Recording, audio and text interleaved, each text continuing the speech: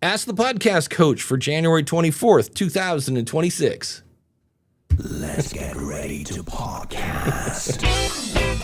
There it is. It's that music that means it's Saturday morning. It's time for Ask the Podcast Coach, where you get your podcast questions answered live. I'm Dave Jackson from theschoolofpodcasting.com, and joining me right over there is the one and only Jim Collison from theaverageguy.tv. Jim, how's it going, buddy?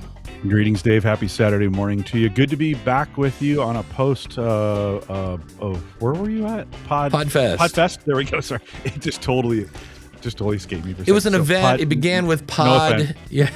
No offense, Podfesters. Sorry about that. And good to be back after a week off. Welcome back. Yeah, it was weird because we went to Florida to get warm, and the hotel, and this is not a Podfest slide. This is a hotel thing. Absolutely freezing. And part of that, I think, was Rob Walsh and Jim Cridlin. Good old Jimmy Cridlin. James Cridlin. Jimmy is what we call him. That's what we call him. That's what we call him, yeah. He is so not a Jimmy. No. Yeah, we're getting along. So that was fun to see. And if there's hope for those two, there's hope for the world, I say. So, yeah, it was a good time. And we thought it was cold until I got off the plane in Ohio, and it was 13. And yeah, the great winter storm of 2026, right? I've never seen so many YouTubers blow up over just a storm. Everybody's talking about this thing. So hopefully you're safe in whatever location. If you live in the eastern part of the United States, you're going to get slammed. Apparently, we'll see. We'll see how much snow. Snowmageddon. Yeah. Exactly. And I'm like, everybody's out. I was at Walmart on Friday or Thursday, and it was pretty packed, and there was not a lot of bread and milk left. So we'll see what happens. It is. How many sandwiches can you eat? This is the thing. How many? Does the meat aisle also, does like the sandwich meat aisle, or does peanut butter and jelly, does the peanut butter disappear? See that? But the bread does. Like, you just eating bread plain? Is that somehow like an emergency food? Yeah. Just jamming pieces of bread. I don't get it. I don't get it at all. I don't get it. But the one thing, if you get cold, that will heat you right back up. Life. That's this right. Will save your life right there. And at Podfest, that would cost you about $14. I'll explain that in a second. It's crazy. But that coffee pour is brought to you by our good friend Mark over at podcastbranding.co. By the way, podcastbranding.co, his show, The Resourceful Designer, now on YouTube. So if you're a person who wants to watch Mark instead of that, resourcefuldesigner.com is his website. But speaking of websites, he makes them pretty, not only just artwork, but he can basically do a whole website, whatever you need, something that's going to be facing the public. Mark is your guy. And look, he's got the marketing brain, so you can tell him about your show, kind of who you're trying to motivate to come click, and let him do that. He's been doing it for over 30 years in design. He's been podcasting since 2013. And so when you're ready to look good and make just an amazing first impression, there is only one place to go, and of course that is podcastbranding.co. And I've been very tempted at times to just keep saying podcastbranding.co, podcastbranding.co, just to burn it in your head. Podcastbranding.co, or if you want to be weird, podcastbranding.co. And of course, big thanks to our good friend Dan Lefebvre over there, based on a true story podcast.com. And Dave, if I said this line to you, King Arthur, King of the Britons. Oh man, you know what movie that's from? I didn't vote for you. I'm being oppressed. That's right. How do you know he's a king? Not the movie Dan is reviewing this week, but it's close. It's close. King Arthur is out there. And King Arthur. Dorsey Armstrong is the guest, and if you want to see how close King Arthur the movie was to it, there have been many movies and many legends and many different thoughts about who King Arthur was and his influence. And so some of that work, I'm sure Dan covers that all. Check it out today, based on a true story podcast.com. And Dan, thanks for your sponsorship. Yeah, I actually briefly, I did this a lot. I saw Todd the Gator at Podfest, and we're like, hey, because we've never seen each other in person. And then it was one of those like, yeah, we'll catch up later. And then I never saw him again. Oh, no. It was just one of those things. I do that, that happens a lot in some cases when you're doing that kind of stuff. So that was same thing with Courtney Elmer. I saw her. I was like, oh, there's Courtney Elmer. I'll have to talk to her later. But it was one of those where going anywhere from point A to point B, you would run into somebody and chat for, 3 or 4 minutes. And then you'd be like, okay, cool. We'll catch up later. And then you just, when you got somewhere between 1,500 and 2,000 people. So yeah, Todd said there were a lot of sessions that he attended. I had a bunch. I missed Brad. Dr. Brad Miller was doing a Santa Claus thing. I'm like, oh, and then there were many. I mean, I was late to my own meetup just because it took a second to get from one point to the other without being rude. Well, the one guy was just like, hey, I'm like, you got to walk and talk. I go, I need to get, now all my sessions I got there, but I set up a Podpage meetup and so it was busy. It was fun. And, that was always fun. Yeah. And I did find this out. I was talking to Nick, the CEO of Podfest. See, there are way too many pods. I'm just going to name a company. See why I got confused in the beginning? You're like, oh, which one? Yeah, I'm going to make a company. I'm just going to call it Pod. Just that's it. Just Pod. Yes, where we do everything that you need for your podcast. I'll see if it's available. Hold on, go ahead. Keep that's talking. It. Yeah. I was talking to Nick, and he was explaining how coffee is $135 a gallon, and that doesn't include the $20 gratuity, and that doesn't also include the 6% tax that they do to tax the whole thing. And he said, I'm not making this up. He goes, I could put my credit card at a Starbucks and say, if you need coffee, just walk over to Starbucks.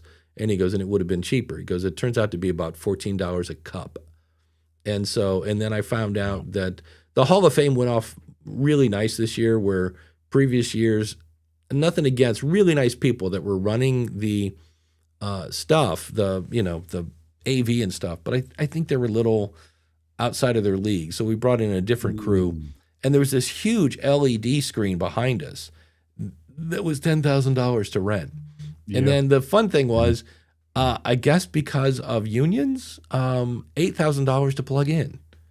And so if you wondered, because I was like, why are they charging $50 for a ticket to the Hall of Fame? Oh, now I understand, So yeah, everybody's got to get their cut, right? None of that stuff happens for free. You got to get people in there. You got to pay them. You got to, some of those charges look a little ridiculous, but those facilities aren't cheap, and the equipment to set up is not cheap, and those things break because they're moved around so much. So I totally get it. By the way, pod.com is taken. And seriously? Let's see. It said, do you want to make an offer on it? Let's just see. Right, what they're looking for. If they're they don't say what they're offering. Can you believe it? Pod.com taken. Well, Uncle Marv says, we are the podcasters that say pod. Right. So we could go Monty Python the whole show. That's right. Stop saying the word. Yes. I do cringe when people call it. They're like, well, I'm still working on my pod. That always makes me kind of go, oh, ew, ick. No, that's Listen, I heard my friends over at the Wall Street Journal podcast refer to it as a pod. Yeah, and I was like, oh, friends, stop saying the word. Yeah. I can't help it. Yeah, Ralph says the Hall of Fame video was amazing. Yeah. Okay. Wish I'd been there. I did have the courage. Well, here's the fun thing. I'm sitting at a table. It's me and Gordon Firemark and Rob Walsh and I forget who else. And all of a sudden, this guy sits down, and it's Dave Ramsey. And he starts talking, and he sounds like Dave Ramsey. And I'm like, the voice of Dave Ramsey is coming out of that guy's head. And I was like, whoa. And I was so tempted to go, hey, Dave, like as of December 23rd, I'm debt free. I'm not going to scream, and I don't want to bring your work to you. I know you're kind of chilling here, but like, thanks. And I chickened out. And then later I was reading, I got to induct Mark Asquith into the Hall of Fame. And there was a line in there that said, hey, Captivate really flipped the business model of podcast hosting on its head. And then the line was, that's not an opinion, that's a fact. And I was like, oh, that is such a Dave Ramsey line. So I did a Dave Ramsey imitation in front of Dave Ramsey. And from what I saw he was there. Really Yeah. there. Yeah. Wow. Why? Yeah. He inducted his friend Dan Miller. And if you want to see a classic, like just a guy that does speaking for a living, because he starts off with Dan Miller was weird, right? And you're like, that's a weird way to start off a tribute. Then he went through this whole thing, and at the very end, he does a callback. Dan Miller was weird, and then kind of wrapped it up. And I was like, oh, so tasty, like pulling the callback. Yeah. Well. Yeah. Wait a minute. Was it Dave Ramsey or was it Randy Cantrell? Could have been Randy Cantrell on that. He did not say Yellow Studio. Yeah. My favorite line from Dave Ramsey is when he says stupid tax. I don't know why. It's just the way he says tax. It's kind of an XS in there kind of thing. So it was a good time. That's great. And the hotel and the bar. We all Sunday we all watched football, which was great fun. Ralph says I should have said that because he would have appreciated it. And I thought about that later. I'm like, because I had somebody was kind of. Again, one of the nice things about this is if you run into somebody who listens to your show, and so I had a woman on a little scooter pull up, and she's like, "Hey, I've been dying to see you," and I'm like, "What's going on?" She's like, "I've been listening to your show for 7 years," and she goes, "I want to let you know I finally pulled the plunge. I don't know, pulled the trigger, something, took the trigger, pulled the plunge, and started a show." And I was like, and she goes, I couldn't have done it without you. So it's kind of weird to see your words have, come to, so it was cool. Chris Nessie, see, I'm still kind of buffering. That's the one thing I've learned, that if you stay out late till like 3:30 with the cigars and fireplace outside people, and you get to bed about 5, that it takes more than one good night's sleep to catch up. Yeah, that night is ruined, by the way. That night of sleep is ruined. Like, it doesn't matter if you sleep in, or it's just ruined. The next day is foggy. Yeah, my favorite was I literally went to bed at 3:30, and I don't have a jingle for too much information, but when I eat very safe on the road, because especially this one, I was talking like every other day. So I always have a bacon cheeseburger and fries. Like, you can't go wrong with that. And that night, I was like, man, somebody accidentally dumped too much salt on this cheeseburger. It tastes really salty. And at 3:30 in the morning, I was like, you're tasting it again? Have you ever had that thing where you're like, okay, this is going to come out. I'm not sure which end. And you're sitting on your throne going, can I reach the basket? And then you're praying. It's like, that was fun. So I didn't get to bed. I didn't actually fall asleep till about 5 in the morning, and then got up at I think that was the day I passed on Pat Flynn's keynote. And Pat had something weird. Pat's such a good guy. Something happened to either his wife, kid, or both, where they were both really sick. And so he postponed his podcast hall induction. He's going to do that next year. And then he was supposed to do a keynote, and he did it via Zoom. So my heart goes out to Pat with whatever's going on over there. But sure. Chris Stone says, every time I hear just pod, I think about the movie. Wait a minute. Yeah, movie. Yeah, the movie. The movie Invasion of the Body Snatchers. Oh, that's true. I never thought about that. So yeah, Ralph says Ramsey gave a great talk. It was he did a thing. Well, first we watched a video about Dan Miller. Then Dave did his talk, and then Dan Miller's wife got up. So they took up a chunk of the thing, but it was, here again, no such thing as too long, just too boring. For sure.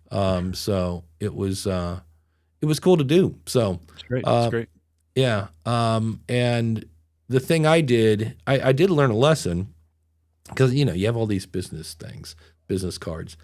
And also, for the person that gives me the business card that's the size of my head, like, here's my business card, and it's 11 by 6. I'm like, they want it to stand out. Yeah, some of them make them just a little bit bigger, right? What you're really saying is, here, you throw this away. You know what I mean? It's like, but what I did was because the key is following up with these people, and so I was happy to see when I got home, some people had emailed me.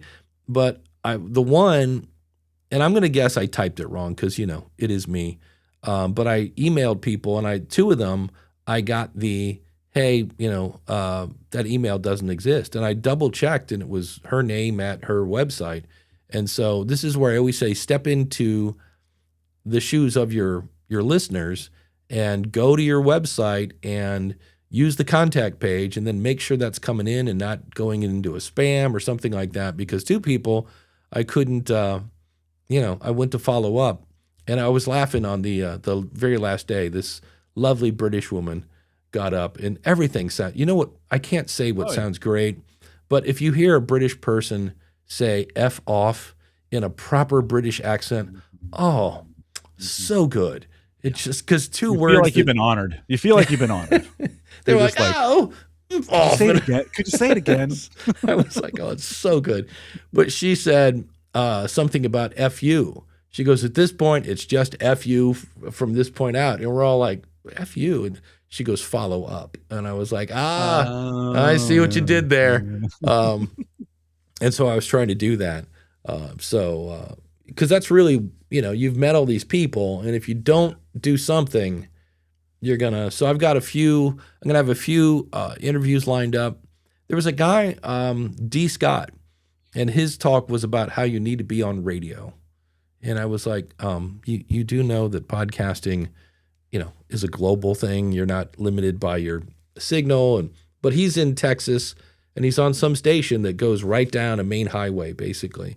And he said, I go, what's the advantage here? And he goes, sponsors. He goes, sponsors don't understand podcasting yet, but they understand radio. And he goes, you have to pay to play to be on radio. He goes, but in his case, he's got these contractors that if they get a deal, it's like $10,000 per customer. So they'll spend $300 all day long to earn 10 grand. And I was like, so I'm going to have him on the show. He doesn't know it yet, but I'm going to reach out to him. I just want to hear more about that. The thing that hey, before you move on, hold on. There's an important. I think sometimes podcasters forget this, right? Yeah. And for some of us, it's pretty obvious, but the equation you just did there, right? Hey, I could make $10,000 if I spend 300, right? Or let's just call it 500 because that's a lot of money.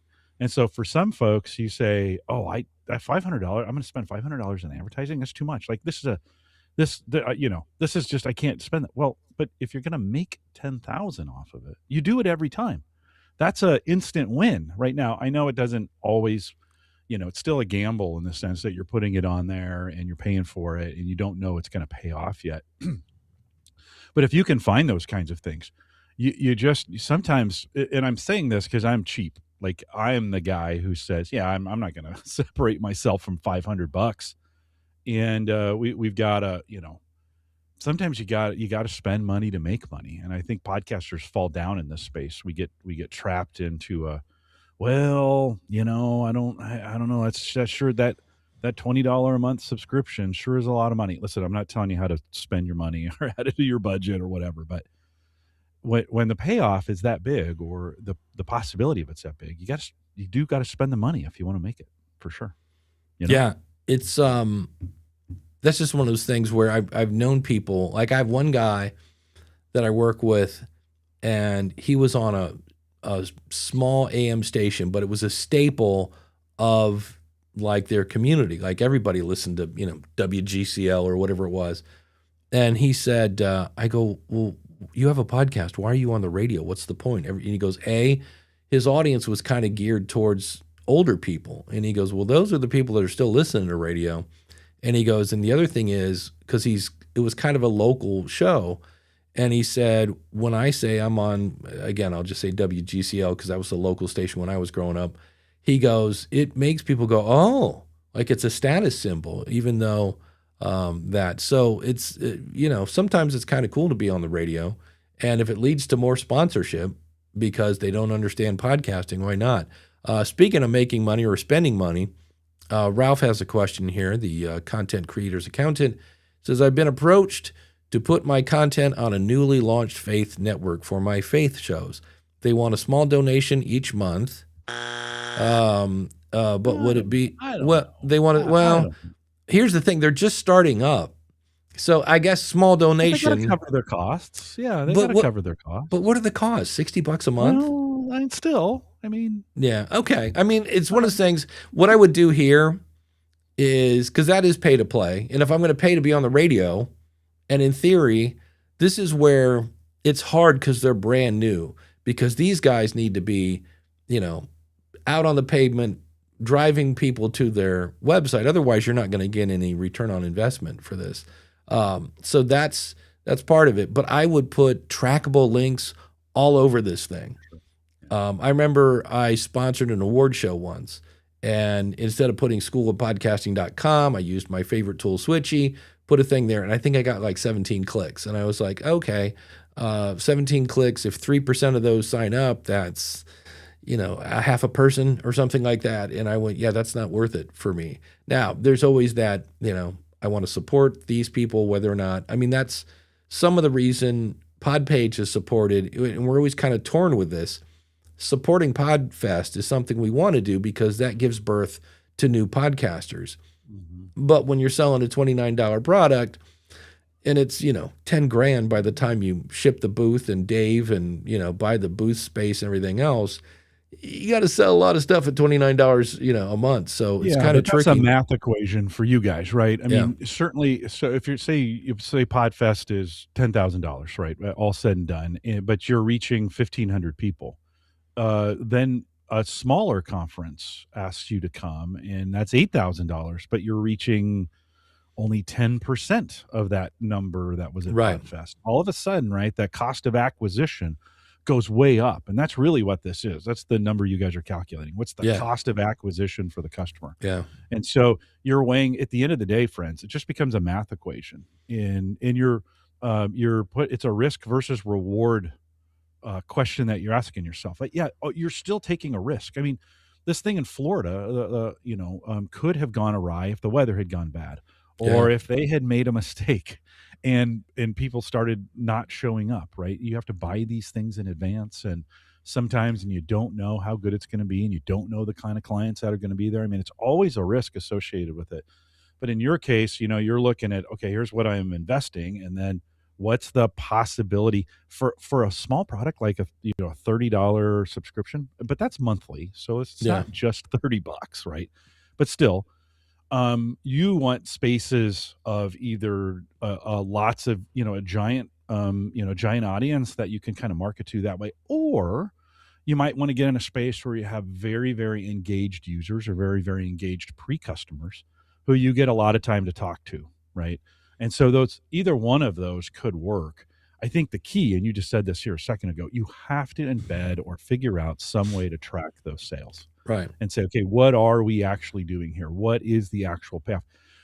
I used to send Home Gadget Geeks to a radio station in Grafton, West Virginia, right? Mm-hmm. And we tried certain things to see if we could engage that audience at all. Like, hey, we're live in Grafton. Thanks for blah, blah, blah. We'd say that on the show and we sit there and kind of stuff. Nothing. I never heard back from anybody on that. Yeah. And so you start thinking like, okay, I'm not going to spend a bunch of money in Grafton, West Virginia at this point because what I'm doing is not working. Yeah. I have, there's a website, Radio Lize, so Lize at the end of that. It's $10 a month. You can make a streaming radio station. And I have it, I think, play 2 episodes of Your Podcast Consultant, because those are all really short. They're all like 5 to 10 minutes. And then there's a thing. It's like, hey, need help with your podcast, blah, blah, blah. Use the coupon code RADIO when you sign up at schoolofpodcasting.com. Not used a single time, ever. But it's $10 a month. So I will burn $10 a month to, maybe get a customer. But the thing with Ralph with this, it's a new network. So you can't do what I normally recommend, which is ask someone on the network, what was it like before and after joining the network? Make sure they don't mess with your feed. So if they're like, oh, you got to move over here to be on our media host, that's a definite no thank you kind of thing. But on the other hand, if it means you can network with other people, like Jordan Harbinger is on Podcast One, and I think half the reason he stays there is he gets to occasionally, network with Adam Carolla and some of the other big shot smarty pants on that network. So that's a bonus that might be there. because typically networks don't make a small show big. They make a big show bigger. But this is a new thing. So they might just be taking, hey, if you're talking about Jesus, you're on. So that would be interesting. But I would be interested to see what the donation is. Like if it's 300. He said $300. I would track like 2 hours a week, I think is what he said in there too. You get 2 hours a week for $300 a month. 2 hours a week. So is this radio or? Let me go back to his. Yeah. Let me scroll down here. The 300 is right. Yeah. See, Chris Nessie says, no harm in trying. Yeah, that's it. So that's it. Well, in this kind of case too, hey, this is a starting, Ralph. If this network aligns with your values and you see this as a donation to help them get going. I mean, you could flip that equation too and say, I'm going to do this. And yes, it could benefit me, but I'm also excited about this network doing this outreach. And I'm going to make a commitment for 3 months, $900, to see their mission progress, if that's the case. So that could be that you could justify it that way as well if the values line up. Yeah, Chris Nessie says I charge a yearly fee. Chris is all about ed tech, so because Chris is a teacher. Randy Black says a donation should be determined by the one making it. Yeah, value for value, kids. So that would be interesting. $300 a month for 2 hours per week. See, that's one of those where when I'm done, if I just found this new, I don't know if it's new, but it's a platform. I think it's like Demio, Demio, and it's a webinar tool. But the whole thing about it is it's a little bit. That's why I like Restream. Is it Restream? Yeah, Restream gives you all sorts of stats on how many people attended your webinar, because that's the thing I want to know. Hey, when I was on there for 2 hours, how many people were watching me? So, but like Chris said, give it a shot. See if you can go month to month. Give it 3 months, and if it doesn't seem like you're, you might even say if you're doing a live thing there, hey, if you found me at the, Faith is Fun network or whatever it is, reach out and say hi. I would love to hear from you, kind of thing. Just something to get people to know they listen. So, well, I'd love to hear the rollout plan, right? What are they going to take with this small donation, and how do they plan to get this advertised, and how do they, what are they going to do to get this pushed out? What kind of things are they doing from a marketing standpoint? What are some of the folks that are going to be on it as well? What are their hopes and dreams, right? I think I would want a little bit of a business plan from them before I gave them that kind of money. Dave, if you think about $900, so you're going to say a quarter, right? 3 months, $900. What else could you do for $900 that might be better than a new network? Yeah, that's could you buy some ads? Does that send you to a conference? Probably not. The conferences are pretty expensive these days. Get close, but yeah. I guess that's another question of that $900 of capital. Because $300 is what else could it be deployed? How else could I deploy that, and could it be spent in a better way? Yeah.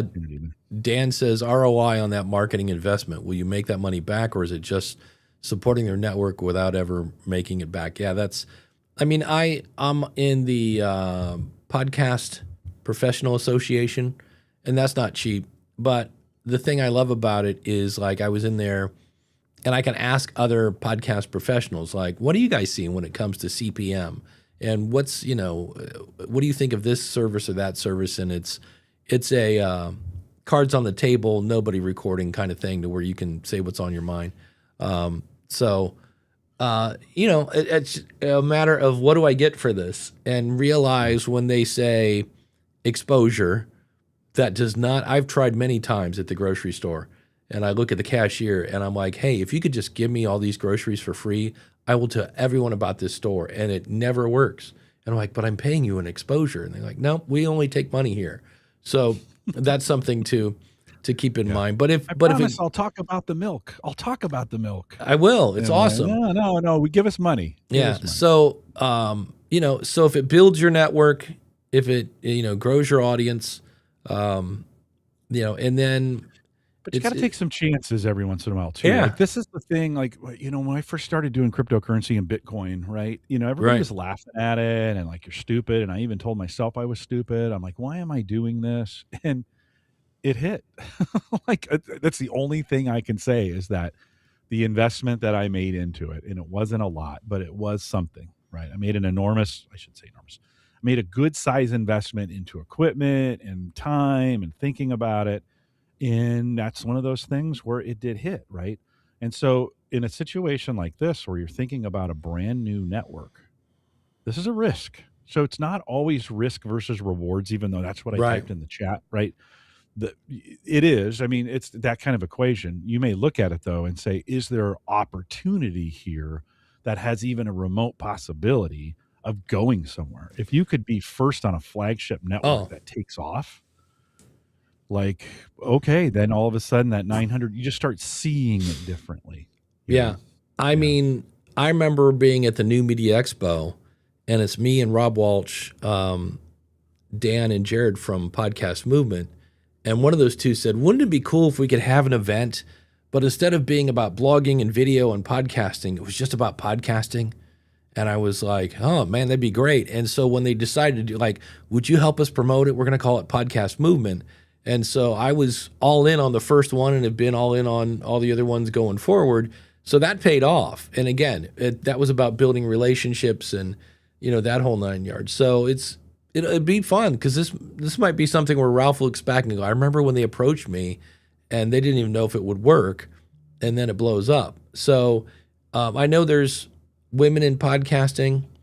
That's a group that's kind of a network. Chris has his House of Ed Tech. So it's kind of cool. And Chris said a lot of his network is about community. So that may be something that you are, and that's where you have to know, what am I doing this for? Is it to grow my audience or to grow my network? But should be fun. Let's do this. He says, I'm giving them the content to just play, says Ralph. They have many big names on their network. So he's just thinking it over. Well, again, if you can get in front of those big names, that would be cool. So Stephanie says $300 a month. Wait. Well, but if the return, if it's $300 again, friends, just remember, if it's $300 and the future return on this is tens of thousands of dollars, I'll give you $300 if you give me $1,000 back. Why would you not do that, right? We got to kind of figure out it's not that it's 300, right? So friends, don't think of it like, yeah, I don't want to give you 300, Dave Jackson. I'd struggle. I mean, if you said your car broke down, I'd give you $300, right? But that's a struggle for most people, right? But if you're gonna get $1,000 back, you give that 300 every single time. Yeah, right? You don't even think twice about it. Jim and I were talking about this. Oh, I hate saying this phrase. But before we hit record, that always makes the audience sound like, great, thanks for doing all the cool stuff. But we're talking about though. Our pre-show is cool. Just saying. but we're talking about how you should always walk in the shoes of your audience. And Rich Graham says, hey, just for the record, the coupon code radio doesn't work at the School of Podcasting, which would explain why nobody's ever used it, maybe. But the network, he says, it's all through apps for TV, phone, etc. Yeah. So, see what it does. Well, you're asking the right questions. You're asking the right questions, right? This is your money, not ours. But you're asking yourself the right questions. And I think we've talked through all the value. Is there a payoff? Is there a potential to be the first on something big? You just never know. This is some of those kinds of things that when they get started and they make big promises about stuff. I got a chance. I wrote for Byte magazine, right? Back Gina, what was Gina's name? Gina Lola Brigida? No, anyways, doesn't matter. That's a magazine very, very popular in the 80s and 90s, and then it kind of came back. They tried to bring it back. And so I got an opportunity to be with that group as they were trying to launch it. And so I wrote some stuff for it. Man, the article I posted like shot up on my website. Like it was crazy. Then it went right back down. But it didn't make it. It had the backings of a lot of folks on this. It looked like it was going to be a great opportunity. It might have turned into something. Didn't. But does that mean you don't do it? I think sometimes you got to try. I wrote for Pottertainment magazine. Gary Leland. I don't know. I'm just going to do a magazine. We'll see if it works or not. I don't know. I love Gary, who's now got a show out. Gary says he's going to live to be to 200, and that's what his show's about. And if anybody could live to be 200, it would be Gary Leland. Really good guy. Here's a fun question. Jim, can you, I don't know if we can even do this. Can you share your screen? Because I want you to go to pitchapodcast.com. Somebody, let me go up here. Somebody asked a question. You want me to share a screen? Is that what you're asking? Yeah, and I think I can then make it messy on our screen somehow. Because Chris asked, how's the new show going along because I said I will do this if I get 20 pitches. And so far I have received none. Now I've had a lot of people send me text messages and I'm like, I said I'd really like them in an audio format. But you can't share your screen? If not, I'll do it. Well, what do you want me to share? What am I sharing? Go to pitchapodcast.com. Oh, okay. And then I want you to think out loud as you look at it, because I know the problem. I already know the problem. Let me get there. And then we'll see if I can figure out how to do this in Ecamm. Let's get over there. Okay, I'm sharing my screen. There you go. Okay, so this is going to look ugly if anybody is watching, because I just want to, if I click here on, nope. Can I drag it? Yes, there we go. Okay, so now I'm going to make this big on the screen, and we're just going to overlap me and Jim in the background because we don't care. Okay, well, that's interesting. Yeah, right off the bat, right? The YouTube or something. All right, okay, great. Which means that's not public or something? Okay. Yeah, that explains why. That's weird because, of course, it works for me. Well, because you're signed in.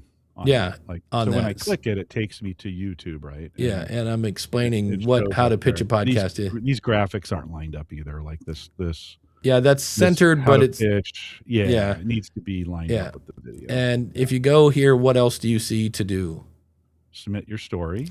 There you go. That's a big box to submit it. Wow. Well, okay. I put it there because I'm trying to get people's attention, and there's only one thing I want you to do. So then you go there, and it says your pitch story. I don't know if it's super intuitive to click on the whole box. I might have a click here box. Click here to submit your story. Click here kind of thing. So then here's the pitch. Yeah.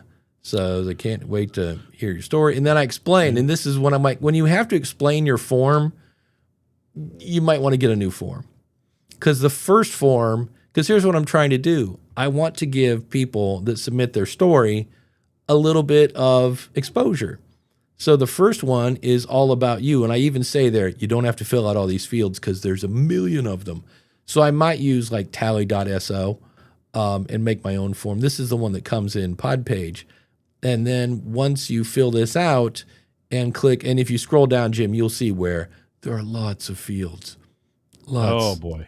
Yeah. Oh boy. Yeah. As a guy that does surveys, you're probably going, yeah. And then the thing is, if you were to fill that out and click on register, which you don't have to do, then it would take you to the form that says, hey, great, click here to record your thing. And I just think that's too many steps. And what I'll probably do is just put a thing there for people to upload your thing. Because I really do not want text messages. I know that's the easiest one, but it's a podcast. And so I will, I really want, and then what I will do is I will have a form that's like, this is what I need. So tell us about your pitch, then tell us about your show. Be sure to give me your website address, and then talk about the perfect guest for your show because they might be listening. And I'm doing this because if you fill out that form, your information automatically goes on my website.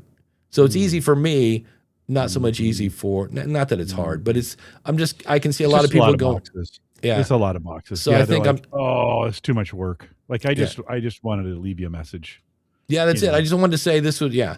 So I think that's what I'm going to do today is I will say, hey, here it is, just click here to upload your audio, and hopefully people will, being podcasters, will know how to record audio and upload it. And then I need to put in parentheses, please don't overproduce, because I have people for question of the month that they add music and sound effects. I'm like, I just need your story. I don't need, I appreciate that you want to make it stand out, but just give me the story. So yeah, so my thing was, I announced this on my last show that I'm doing the show, and I kind of walked through why I was doing it. Well, because I want to teach PR people how to pitch to podcasters. I want podcasters to not feel so alone as we drown in a sea of spam. And then most of these are fairly entertaining. That, I had somebody pitch the Building a Better Dave show, and in the 10 plus years I've been doing that, I've not had a single guest. So just a polite way of saying just maybe do a little bit of homework. And I was in a mastermind, and there was a person that is a, person that gets you booked on shows and stuff. And when I told her about this show, it made them nervous. They're like, oh, because I'm like, and that's when it was originally going to be called Podcast Pitch Slap, and it was going to come out and just, and it dawned on me that once again, this did not really align with the educational side of Dave Jackson. Right. So I'm like, how to pitch a podcast. Right. Let's just talk about what makes a good one. You guys give me, but it dawned on me that here again, I'm making a show that is audience based, right? I don't have an audience for that episode or for that show. So if I can get my current audience to fill that in, so I just need to make that easier, because I really thought I would get a few. And I've had people that have sent me, hey, I did this. I'm like, great, record that and send it over. Because if they record it and send it over and they've given me that information, then I can go in and fill out the really long form, because we only need 5 fields of that. And then they'll be on the site and they'll get the added links and such. So that's the plan. But so instead of Podcast Pitch Slap, it's how to pitch a podcast at pitchapodcast.com. So if you want to, get a little exposure. Podpodpod.com wasn't available. That's right. I went to get Pod. What was the one guy? Dan from Focusrite had the Jimmy podcast or something like that. It was a bunch of podcasts. It was Johnny podcast. Because you've got to put podcast in it, or people won't know it's a podcast. That's another thing. The one thing I did see people do as I was kind of walking around and I'm talking to all these podcasters, I saw this come up a lot, which was obsessing over the little things that probably don't matter. In fact, I saw somebody on Reddit. They were like, should I release my episodes at 4 p.m. or 5 p.m.? Because it's about ghost stories, so it should be in the evening, and I'm not really sure, maybe even 6 o'clock, and they're really sweating bullets over it. And I was like, okay, let's talk about the time shifting. I listened to James and Sam this morning. That came out on Friday, if not Thursday. So I'm like, I don't want to say it doesn't matter when you release, but there are people that really obsess over that. They're like, ooh, if everybody else releases at 8 o'clock on Monday, I'm going to release at 8:01 because the last episode is typically at the top of the list. And I'm like, if that's how you want to get people, not because your show is great and people want to listen, but because you're on the top of the list, I was like, that's a thing. If it works, and it works. I don't know how you would know that works, but if it helps you sleep at night, that's the thing. If you like it, listen, there's a group of us, and I'm not in this group, but there's a group of us who like to maximize every single thing that we do. We got to win. We got to be the best at it. It's got to be the best ever. It's got to, and then so that 8:01 thing makes us feel like we're getting a leg up on the comp. Oh, no. I have a secret. You don't know that, the secret is just go at 8:05. You're like, oh, okay. Well, that's, or I shift it around every week just to make sure that we get that nobody can know exactly when it's coming out. So I'm not getting beat by the competitors. And I go, oh, okay. So, but if that helps you sleep, do it. Yeah. Just do it. Like if you like it, you're having a good time with it. There's nothing wrong with it if you want to maximize it that way. On the flip side, if you want to release at the same time, if you do a 7 a.m. on Monday morning, at Central Time, whatever, you do that as well. I don't have a regular time. I just publish. I do most of my post-show activities, most of the editing I do on Friday nights. Get it all queued up, and then I come down to the studio early on Saturday mornings. I get pretty for Ask the Podcast Coach. But while I'm doing that, I produce the rest of it and publish it. And there's no regular time. It's just when it's done, it gets published, right? Yeah. And so it's just kind of the way I do things. Yeah, the only reason I picked Monday for the School of Podcasting is because I'm free on Sunday nights. And so I just basically told my family, hey, Sunday nights, don't bother Dave unless you've lost a limb or something, or somebody's died or whatever. And when I was married, they just called it the Dave Cave, and they just knew, don't go in there on Sundays. He's busy. And I will answer the phone if somebody calls me and they just want to chat, and I'll answer the phone. I'll be like, hey, what's up? This better be important. It's Sunday. And they'd be like, oh, crap, I forgot. I'm so sorry. Never mind. I just wanted to let you know that, so-and-so is coming to town. I'm like, okay, that's cool. Thanks. But I'm, Sundays, And the thing is, Dave, here's a novel idea. Don't answer the phone. Let it go to voicemail. There's a novel idea. Stephanie says, so you want us to send pitches where we read the pitches to you? Yes. So if it was Stephanie Graham, it'd be like, hey, Dave, this is Stephanie from nosyaf.com. I had somebody pitch a show, and then you might even say, this is a show where I interview artists and such and blah, blah, blah. And I had somebody pitch a plumber to me, which has nothing to do with the content that I'm doing. And so that's my bad pitch for the day. What I'm looking for, my perfect guest, would be blah, blah, blah. So again, best of luck with your show. This is Stephanie again from nosyaf.com. That's it. It's that simple. It's just that easy. It slices, it dices, it even juliennes. The Z-Man is asking, as long as the content is great, does the regular podcast carry more weight than the video model? So he's saying, Jim, how would you take that question? It kind of depends on how you're deploying your video out, right? And it kind of depends on the content of what your podcast is.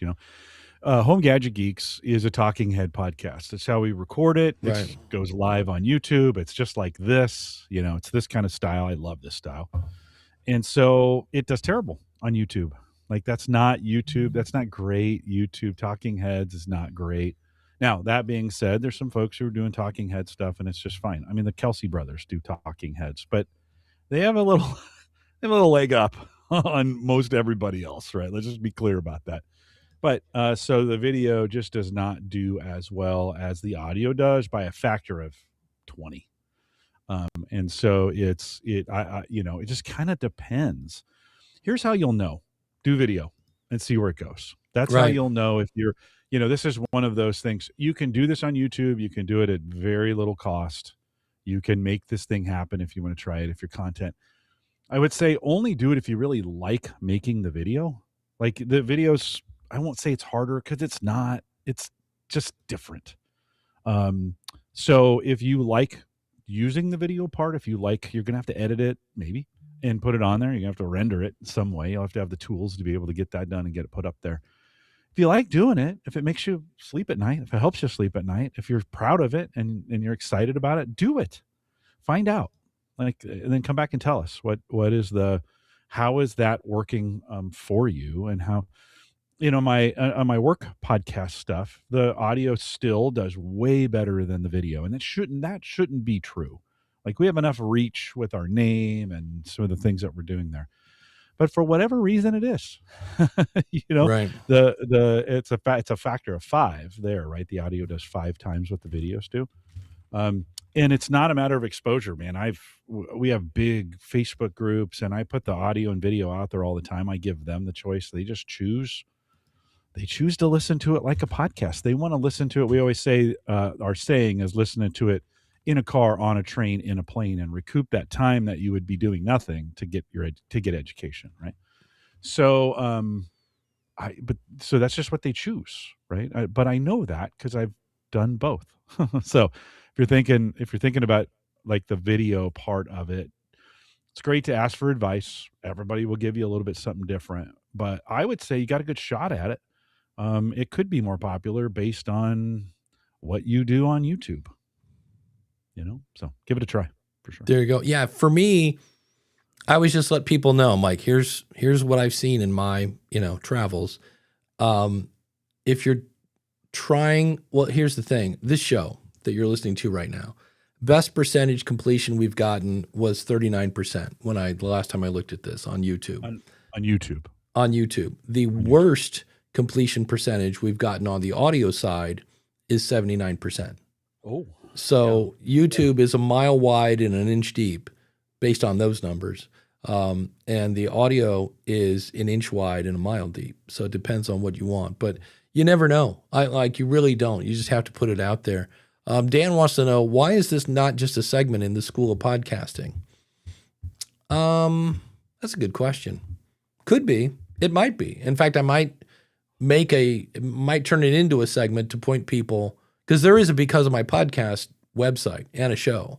And that's just basically for people to go, like, why should I podcast? I go, go to becauseofmypodcast.com, which I think is pointing at a Captivate website, if I remember right. So this would be, because it's separate, that I can say, if you really want to learn how to pitch a podcast. And then also I will have links to Podmatch and podcastguest.com. And plus it's Dave wanting to play with something separate. But yeah, that's a really good question. Because it would be... You could also use School of Podcasting as a testing ground, right? So you could first do it on School of Podcasting and try the segment. And if it takes off and you have more work to do, like you don't have enough, there's not enough time to, if it's a month, maybe do an episode, a monthly segment or every other week, then think about breaking it out on its own. Yeah, that's an idea. Yeah, Ralph says maybe it should be a weekly segment in the SOP, which would be a cool weekly segment.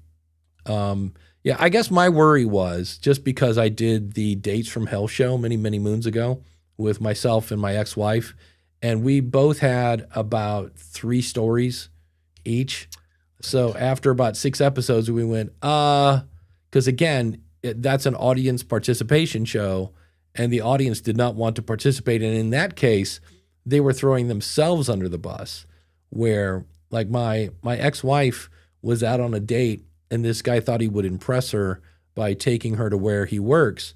And she went to the bathroom and came out, and he had dropped his trousers. And she went, I'd like to go home now.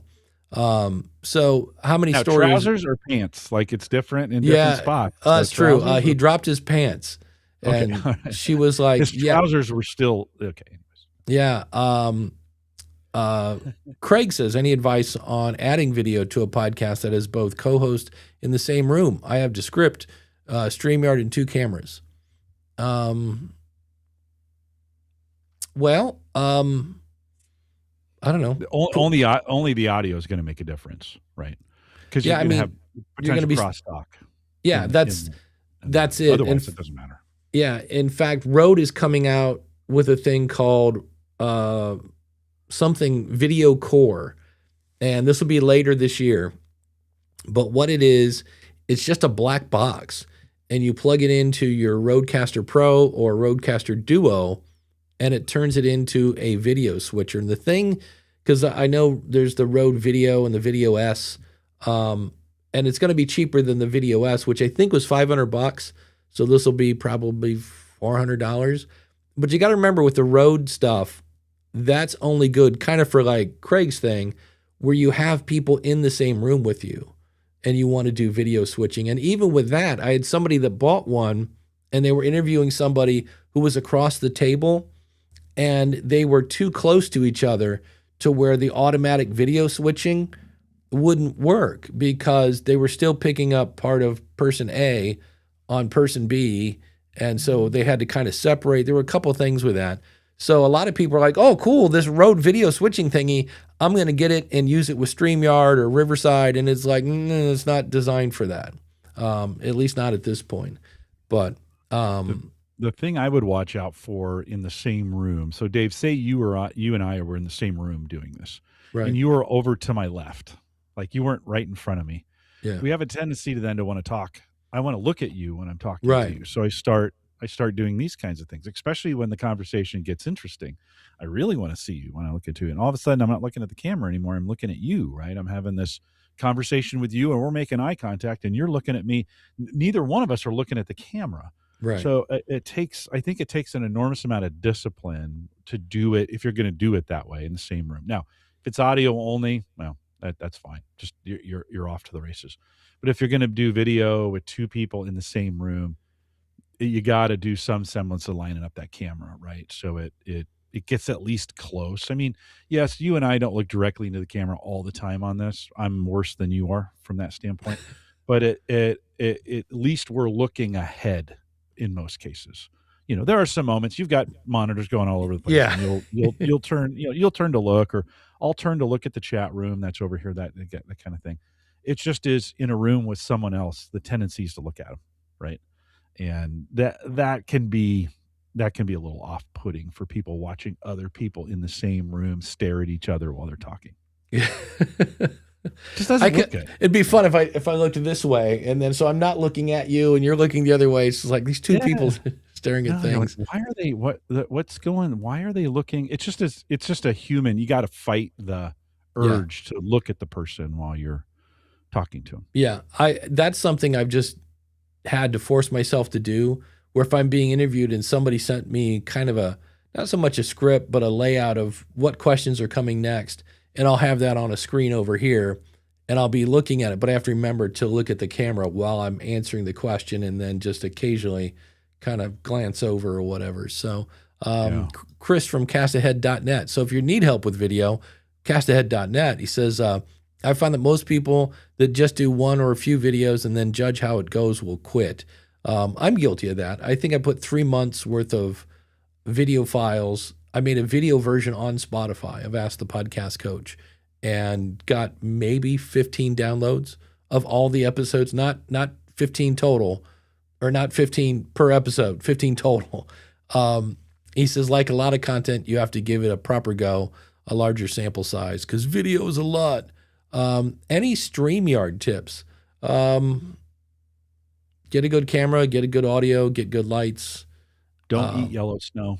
Don't eat yellow snow. Yeah, it's just know that the good news is it works. The bad news is it's really expensive. I saw somebody today that said, hey, we went from like $47 a month to like triple that or something. So I know they're I don't know what the actual price is. Expensive for me. They got expensive for me. I mean, I think it went from, I was on that $10 plan, which was unreasonably cheap. Like that, right? And then I think it went to 50 or something like that. And I reached out to him and was like, hey, do you think you could? And they're like, nope.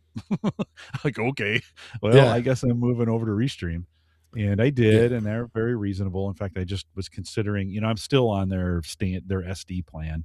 And I think, for $30 a month, it's probably, speaking of spending money to make money, I think next renewal, I'll go 1080p for that. Just, again, my podcast is just for fun. So we have a good time with it. We moved on StreamYard, we moved to 1080p. And it made a big difference in the video quality and what we're doing. So I'd say pay for that.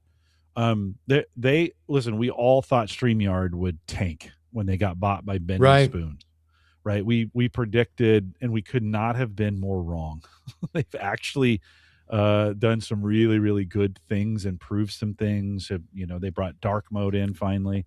They've been adding things, and the prices have. I don't think the prices have changed since the acquisition and takeover by Bending Spoons. I think those, so I'm not saying it's over, and I'm not saying they're perfect, but they're pretty good. We're on Ecamm here, and I sometimes just transparently, I sometimes get frustrated with how frustrated you get with Ecamm in the different window configurations. And on StreamYard, for most people, it's all pre-built. You just click buttons and it just changes your screen, and you don't have to worry about some of the complexity. Now, you can't infinitely configure it like you can here, Dave. You can kind of infinitely configure what this looks like, right? But sometimes options equal confusion.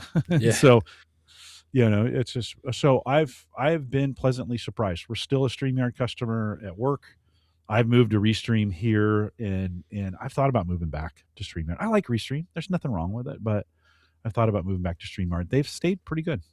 Yeah, I moved to Riverside for Podpage, and because we occasionally will do like customer testimonials, and we'll do that in Riverside.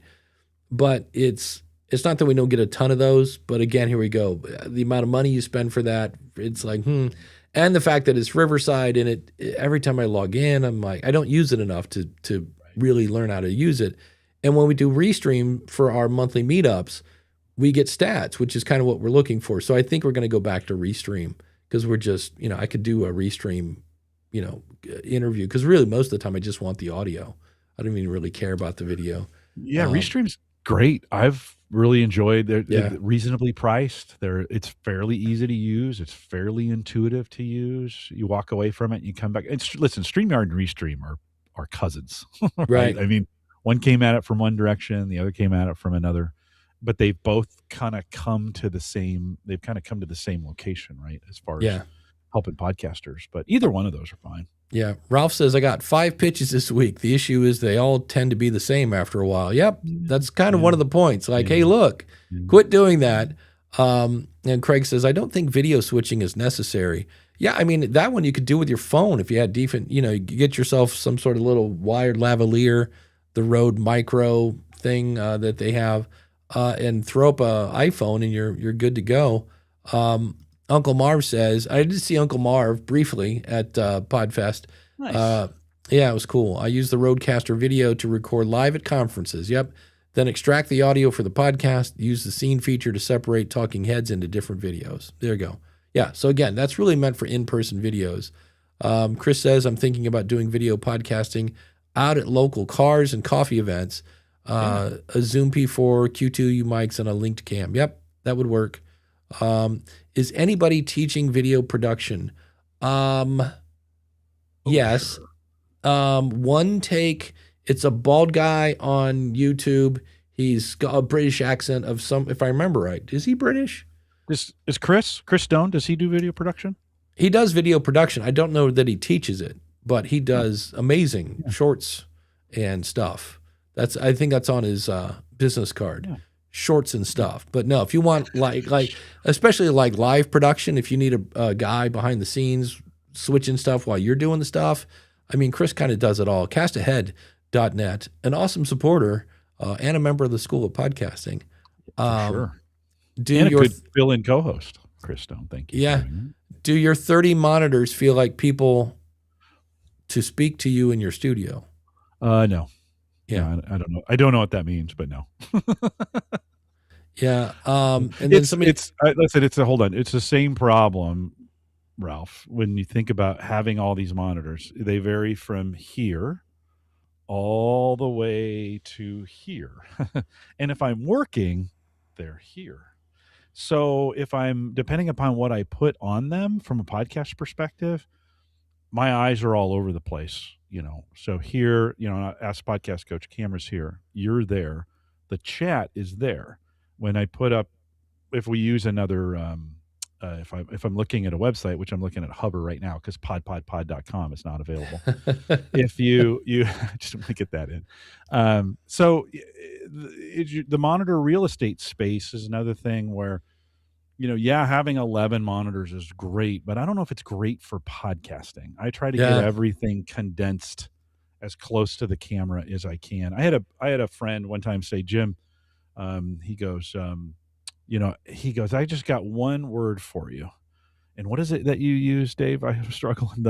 The words come up. Oh, Stream Deck. Teleprompter. Teleprompter. There we go. Teleprompter. He goes, one word, teleprompter. Is that one word? I think it is. Teleprompter. Because I wonder, even if I had a teleprompter, I don't have the discipline just to sit and stare at a camera. I don't want to, I don't like to. My eyes are moving around all over the place. So that with video, right, there's all of those things to think about in your audience watching you. I'm not sure I'm the most engaging guy to watch on this because I make hand gestures and I'm looking all over the place and typing, and so when I type, I sometimes talk. So Z-Man says you'll need professional equipment with 4 or 5 cameras to catch all the angles. You don't really need that.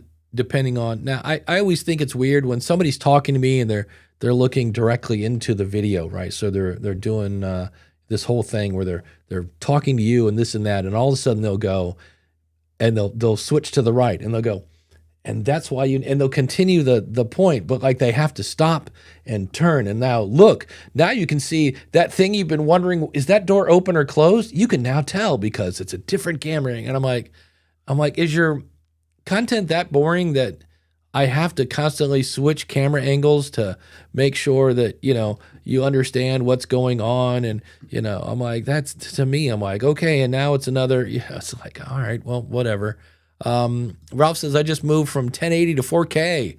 Wow, the file size is amazing, but you can now count the hairs on my face. Yeah, I remember once I was at the National Association of Broadcasters, and it was the first time I saw 8K, and it was Pretty News People. And I was like, I don't think I ever want to be on 8K. I'm like, no, thank you. Ken Blanchard says, Restream, Riverside. Different things. Restream is a tool to stream live and give you stats on how many people showed up and such, and take questions, things like that. Riverside bolted on live streaming. It works. It's okay. You get no stats. But when you're done, you can edit in Riverside, and they have all their, making shorts, AI, blah, blah, blah. And if you want to, they have very, very, very basic media hosting. So if you're looking for an all-in-one solution, they also top the charts on Reddit for, hey, this is broken, I'm leaving. But if you wait 6 weeks, it'll be the best thing ever. But it is a one-size-fits-all, and sometimes I started using a thing called System with an E.io. So System.e.io. And I have already decided I'm not using that anymore because it's a email, lead magnet, website builder, scrambled egg cooker, and will wash your clothes. And I just went, it's not bad, but I would rather have, somebody was talking about Buzzsprout, and they're like, hey, is there somebody we could get cheaper? And I go, look, your media host is it's the blood of your show.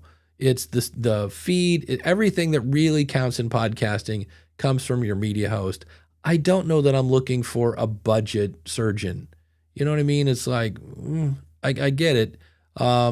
Craig says, StreamYard recently added the function of extracting short AI clips. Well, guess what, kids? Your price is going up. AI, what would always increase. That's what AI stands for. Always increase your price, because that stuff's not cheap. And when you add it, and Ralph points out there's a new eCam feature, which I'm not turning on yet, for recording horizontal and vertical at the same time. But and that guy, Alec Johnson, thank you, Take One Tech, and I have I'll put a affiliate link to Alec in the really good guy. He's the guy, when I started using eCam, that I'm like, I need somebody to go soup to nuts. Like, just let's go through every feature in a somewhat logical order. And Alec was the guy I used. I really liked his stuff. No Film School is a popular resource for learning video production. That's cool.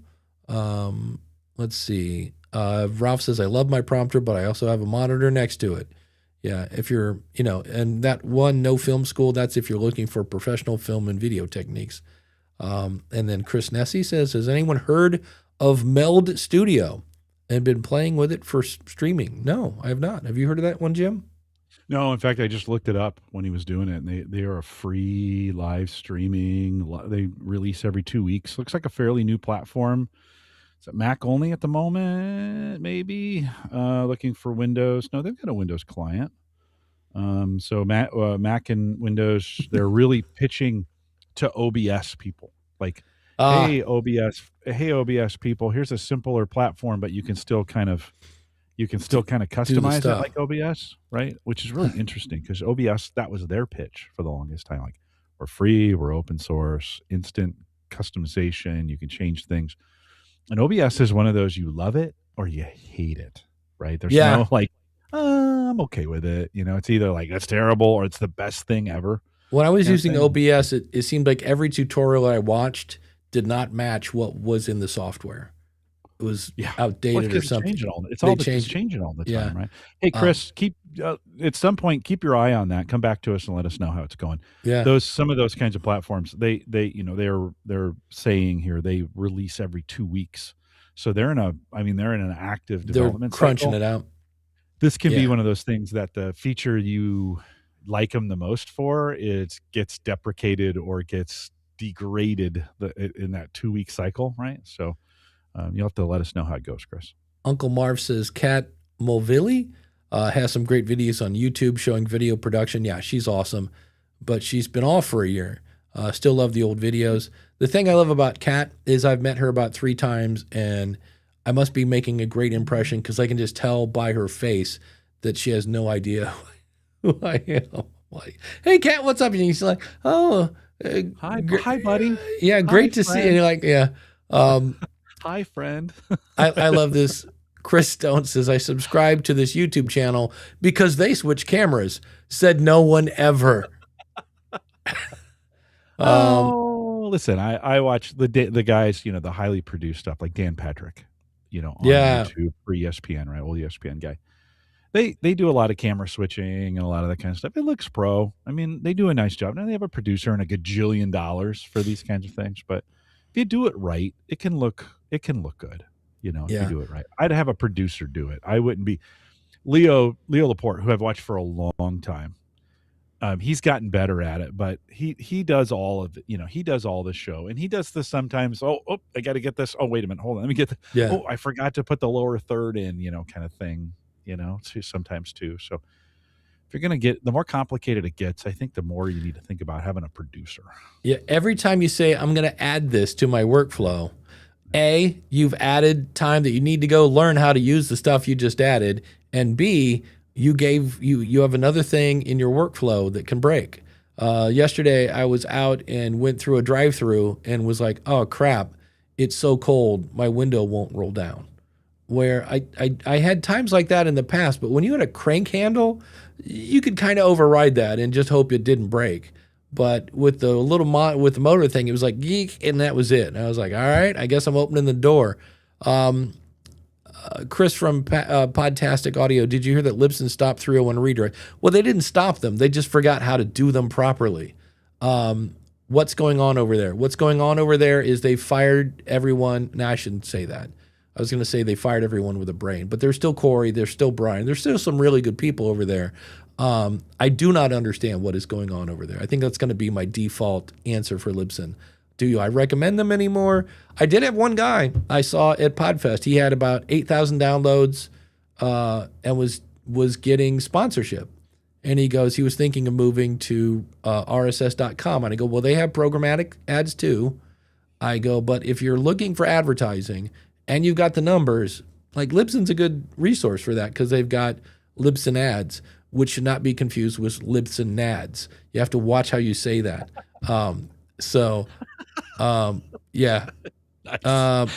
Randy Black says Meld is awesome. Okay. Yeah, they're three, which is be sad. Careful. They're new. They'll eventually charge. They're gonna go through some growing pains. Yeah. Buyer beware. Right. Yeah. And so I was born at night, but it wasn't last night. And all these projects follow a same trajectory, right? They're all free till they're not. And then they squeeze you into it, and eventually they want to get you into a plan, and they break stuff too. And I'm not saying it's not awesome. It looks great. And certainly coming behind, being one of the last ones to come to streaming and create the software from the ground up and learning from everybody else's mistakes can be pretty helpful, right? Now, getting name recognition in there is hard as well. So buyer beware. I mean, you just be careful on those kinds of things. And if you're a free person like me and you're racing to the next thing that's free, just know what you're getting. It's free for now. Just know what you're getting into. Yeah. Hey, do we need to thank our awesome supporters? Yeah, we're getting pretty close. But just the thing about Libsyn, I think they're getting away from, it used to be you had a feed for Spotify and a feed for this and a feed for that. I think they're trying to get to where you just have one feed for everything. And so from what I understand, what I picked up from a few people at Podfest, when they redirect your feed the RSS version of your feed will redirect, but the Spotify and the Amazon, which is kind of bad because there are people that are like, look, you just fired half my friends. They fired everyone because Matthew Passy is gone now. So anyone who connected with the community, they went, yeah, you're gone. Don't know why. Don't understand what's going on over there. But it's the fact that they're making it harder to leave is not a good look. But you know who's not leaving is our awesome supporters. We thank each and every one of those people. Where did I move? Okay, this is over here. Cats and dogs living together. Left is right. So yeah, awesome people like this. You know, good old LionDen.com and FlameAlivePod.com, and we already said castahead.net. I'm just picking, Financially Confident Christian. That's Ralph. Content creators. I think it's a whole bunch of people. You'll see it on YouTube if you're watching. But the show is brought to you by theschoolofpodcasting.com. What do you get when you go there? You get step-by-step courses. You get 5 hours of coaching with little old me every month, and then you get an amazing community. And if you use the coupon code COACH, that'll save you on either your monthly, yearly, or what's the other one? Quarterly subscription. There you go. And if you want some honest feedback, I was really surprised. I asked this when I did my talk. I said, how many of you have done some sort of survey to your audience? And it was 32%. And so everybody's like, why isn't my show growing? And yet nobody's getting feedback. So if you want some honest feedback, and I'm not just going to tell you your show sucks. In fact, we should call it the medium warm seat. It's really not that bad. It sounds much worse than it is. If you want to try Podpage, check it out. Go to trypodpage.com. If you want to learn Podpage, go to learnpodpage.com. It's the easiest way to make a beautiful website in about 10 minutes for your show. And we got some really cool stuff coming down the pike. If you need more Jim Cullison, and hey, who doesn't? Then all you got to do is go over to theaverageguy.tv and check out his show, Home Gadget Geeks. And it's time for the wheel. Someday I am going to add reverb to this. The wheel of names. So who will it be? There we go. I'm waiting for my screen to update. Will it be Jody over at the Audio Branding Show, or the girls at Flame Alive Pod, or Chris at castahead.net, or Ralph at the Content Creators Accountant? There are a bunch of people on the wheel, and when we spin it, it goes round and round, and the winner is going to be Max Trescott at aviationnewstalk.com, who's also using Podpage, by the way. So if you are a person that flies around in the sky and you're not Superman, you actually use a plane, then you want to check out Aviation News Talk. He's got actually a whole network now, all shows about the whole flight industry, et cetera, et cetera. So thank you, Max, for being an awesome supporter. I deeply appreciate it. And if you, there we go, need, if you're sitting here listening going, hey, this show saved me some time. It might save you some money. Maybe we saved you a headache, or we kept you educated. Maybe we've even made you laugh, cry, think, grow, and educate or entertain. Simply go to askthepodcastcoach.com/awesome and be an awesome supporter today, because who knows, maybe Dave will need to come up with a fund for a lawsuit that I'm going through. I'm not going to talk a ton about it. You shouldn't give details. Yeah. But just know it's real. It's right here, and I'll be talking more about that when I can, shall we say? But yeah, and if you don't have general purpose business insurance, I think is what it's called, or podcast insurance, I found a company, Thimble, that does actual podcast insurance, and I was like, well, there we go. And they have an affiliate program, so that'll be another thing I talk about later. But yeah, that's always fun. Here's a fun one. It's not quite a nerd out question, but it is kind of a hardware question. And this is why I don't do a podcast on a phone. He says, so I bought a DJI Mic 3 for podcasting. So I'm assuming, thought it was a far better setup, and I'd finally do video. Okay, so it's a video camera. I think Rob Greenlee has one. It looked pretty cool. So I recorded the video podcast. I ended up being 1 hour and 17 minutes. Okay, now the laptop won't recognize it. Spotify won't upload it, and it's actually caused more hassle and money. Remember we just said when you add something? Yeah, and it actually caused more hassle and money than just using a pod track and easily uploading an audio file. I'm not going to say I told you so, but my laptop won't even play the video, let alone let me copy it from my iPhone to the laptop. So his question is, how do I get it from my iPhone to a laptop? And if your laptop is a Mac and you got some time, you can AirDrop it, but it's a 10 gigabyte file. Still pretty fast. Depends on your Wi-Fi or if it's plugged in directly. But that's half the thing of doing things on your phone. And people try to edit on their phone, and I'm like, that to me, that's the painting with peanut butter thing. You can do it, but do you really want to try to edit on your phone? So, do you know? Did you just basically? He said, didn't he say that the laptop? Put it back up. Put it back up again. Yeah. So, an hour and 17 minutes. Now the laptop won't recognize it. That's the one that I'm like. Yeah, I wonder what that file type is, right? What it came off the phone as. Spotify won't upload it, which is good because you want to edit that thing. And it's actually caused more hassle and money than just using a pod track and uploading the audio file.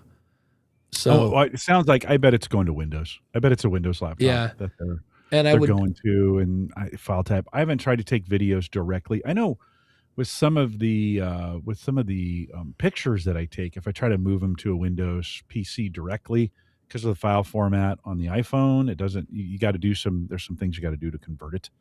So there's kind of that piece. I'm not a big fan of. Listen, the iPhone is, newer iPhone, a 16 or newer, maybe even go back to a 15. A really good recording device. Like. I think this is one of those things. If you're going to be doing it on a regular basis, just get your workflow down. And there's plenty of YouTube videos out there to tell you how to do that. I don't think it's just plug and play, and I think you're going to want to be a little more savvy than that. So make sure you understand the processes of the file format coming off the iPhone, going to the platform where you're going to do the editing. If you're going to do more of this, get a Mac. Seriously, I was going to say that. It'll be a lot easier. I'm like, as a guy who was a diehard Windows fan, when you get into creative, especially video stuff, Macs just make things easier. It's easier. Yeah. The other thing I would check is when you plug in the DJI device, make sure all the drivers are updated. I haven't said that phrase in a while, but it might need an upgrade or something to be recognized, depending on what it is. But yeah, that's. I'm assuming that DJI mic is then Bluetooth connected to the phone, and so it's collecting the audio that way, right, to the phone. Actually, it kind of looks like this, except it's got a camera on it, and you basically walk around, and it's got this little itty bitty. It's kind of like this. Like here's an old webcam, so it's one of these where you've got a camera on a stick, and then you plug it in, and you get the file off the device and throw it into your favorite editing software. They're slick. I've seen them. It's kind of almost like a GoPro kind of thing, where it's this little specialty camera, and they've got it where it's got a built-in, shock absorber, and they're cool. They're just also, it's for the person that I want a cool camera that looks good. I don't want to have to change lenses, and I got $800 burning a hole in my pocket because when I looked at it, it was like $750, and I was like, because I had DJI lavalier mics for a while, and those are really cool because they recorded right to the mic, like you didn't even need your phone, and they worked great and they sounded great. And like an idiot, I sold them because they didn't tie directly into my Rodecaster, and I'm like, looking back at that, I'm like, that was a dumb decision because when I'm doing lav stuff, I'm on the road. I'm not taking my Rodecaster with me, but. Yeah, so it's Ralph says DJI cameras are really cool, and yeah, they're a bit pricey. So it is what it is, but hang in there, and what do we have 4 minutes? Okay, let's do this one. We can do this. One more question. Okay. One more question. Although maybe we'll tease this. We'll answer it next week. The guy has 5,000 downloads an episode. They're London-based. It's him and his mate, both in their early 30s. We chat about the transition from young man into adult life, work, buying a place, relationships, and parenthood.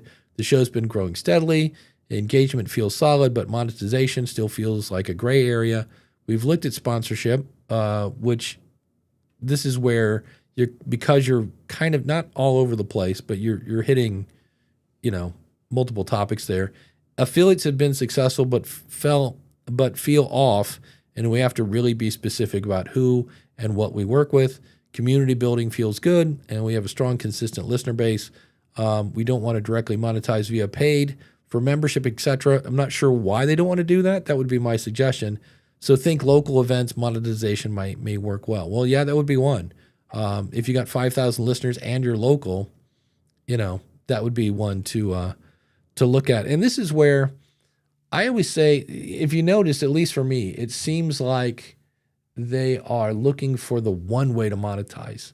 And I'm like, try them all and see which, and the ones that work, stick around. Because you're not quite enough to get host read ads. But if you get your own, pick up Sponsor Magnet, the book by Justin Moore. Yeah. Getting close. Yeah. So, that 5,000 to 10,000 space is super important. First, it's hard to get to 5,000. Yeah, I was going to say, congratulations. Acknowledge that. Yeah, 5,000 is a huge milestone. If you're getting regular, like in a month, if you're getting 5,000 with that number on the download side, you're building a pretty good, you're building a pretty good audience. The next step, of course, is 10. And I think somewhere in between 5 and 10, you could probably pick up some sponsors and some host read on YouTube, right? That after 10,000 subscribers, some options really start opening to you. And after 50,000, you really got some opportunities. So at 100,000, you can really, then you can kind of dictate what you're doing. So those are some milestones. That 5,000 is hard to get to. Congratulations for getting to it, because that's a hard number to reach. A lot of folks plateau probably at 1,000 is where you get 1,000 up there. If you're in the hundreds, that's still great. So don't, there's nothing to shake a stick at. Home Gadget Geeks does a couple hundred every week. I'm fine with it. I do it because that's my outlet, right? It's the kind of things that I do. But those are some numbers there, some milestones to kind of think about. Again, that's not written in stone. Certainly, if you're close to that 5,000 mark and you're doing host read ads, awesome. If you've worked that out to be able to get that kind of direct to that B2B connection, so that you have these companies reaching out to you and saying, well, you read this and Dave, at least many of the YouTubers that I follow, they are going with a single host read. Once they get over maybe 50,000 subs, they're going with a single host read ad, and that's it for the most part, right? And I think there's maybe some contractual stuff in that. But yeah, there's some steps there. As you're thinking about, you said this just a second ago, as you're thinking about this, you got to test it out based on your audience. So try some things, get some numbers, figure out what feels good and what works for you. If it's working to do 3 ads across a show and that's working for you, keep doing it until it doesn't, right? Or if you get to the spot where you have 3 and a company reaches out to you and says, we want to be exclusive, say, well, then you're going to pay exclusive money. Yeah. You're going to pay the same price as those 3 that I was reading plus a little, because there's higher risk associated with it. Yeah. So if you're doing the sponsor thing, this is the book, Sponsor Magnet. Yeah, you could buy my book, but this is the one that's just about sponsorships. And Justin Moore used to run an agency, and he walks you through every single detail. It's a really good book. The audiobook, slightly better, because it's a great thing where he interviewed people who had read the book and put his steps into action, and it actually made the book a little better. But the actual book is amazing as well. So next week, Dave is in Austin at a book conference, and with my buddy Thomas Umstadt Jr. He's putting on a conference, so I forget the actual name of the conference, but I'm going there not to speak, just to hang out, because authors need podcasts and they need websites. So it's over the weekend, but that means I'm not going to be here. And Jim is not here on the 7th, so it'll be me and Glenn the Geek will be sitting in the chair for that. But Jim, what's coming up on Home Gadget Geeks? Yeah, so Oscar Hedaya from Space, he has a company called Space. They have called the Space Safe. So if you go to thespacesafe.com, joins me. Speaking of elegant high-tech safes, right? That look good Mm-hmm. sitting at, you think about that safe you hide behind the picture Right. because it's ugly, or you just want to hide it. This is a modern, connected, secure, safe. We talk about a lot of different reasons why you might be thinking about something like that.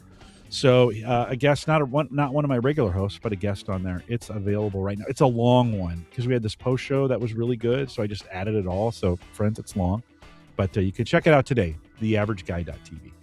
Awesome. On the School of Podcasting, I'm going to share a couple more things I learned at Podfest, and we'll be talking a little bit.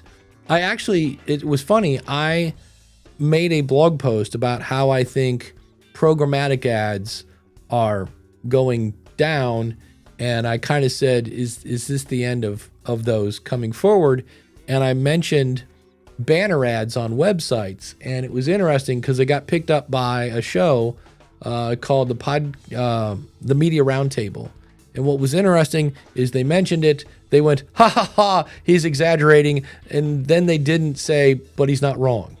And so I might be talking about that as well, because I know people that make a living. They've got the downloads for that, and I'm worried about those people because I've noticed all of them have made their show longer, and they've all added extra episodes. And I'm like, it's kind of spooky. It's tempting to do. Yeah. Once you start seeing that money, you're like, oh, hey, if I extend it out, I could make a little bit more. So anyways. So we will see you February 7th on the next show. Everybody stay warm, stay safe, and we'll see you again with another episode of Ask the Podcast Coach.